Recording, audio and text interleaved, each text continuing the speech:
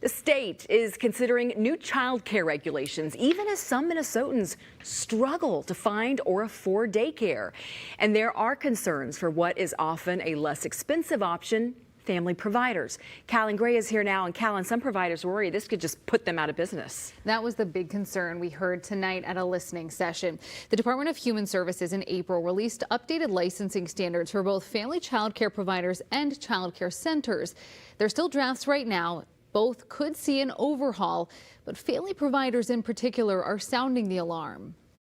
Family child care providers say the future of their profession is on the line. The current child care crisis is going to look like nothing if this goes through. At St. Anthony High School, calling on the Minnesota Department of Human Services to rethink its proposed changes to licensing standards, which update nearly every element of current regulations. There is nothing in this draft that was fair to family child care whatsoever. It's requiring things that are just not feasible and don't happen in their own homes. The 97-page draft includes specifics, such as the number of certain types of toys each home must have, requires refrigerators to be cleaned and sanitized monthly, and calls for bare soil to be covered or tested for lead by a national EPA-recognized lab. Are you serious? I couldn't believe that this was legitimate. Takes away the individuality, and it feels like a lot of the love and uniqueness that comes from a family child care home. The anger started to hit, and how disrespectful this seems to providers. DHS is also updating the licensing standards for larger child care centers. We know so much more now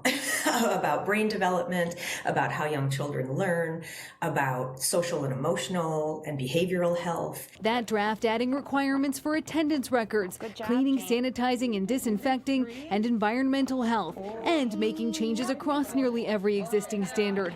Claire Sanford with the Minnesota Child Care Association says one of the big updates is behavioral guidance, which covers discipline. These draft standards go much deeper to really take the perspective of the child. Discipline is not about punishment. Discipline is about teaching. DHS says for all providers, these drafts are just the start of the conversation. I think the potential to get to something new and really good is there. I think all of it should be thrown out.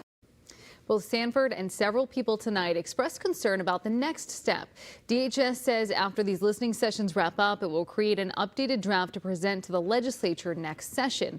Providers say they want to see another round of public input on that updated version. Yeah, a lot of people will have something to say about this. They already do. Yeah, affects so many people. Callan, thank you.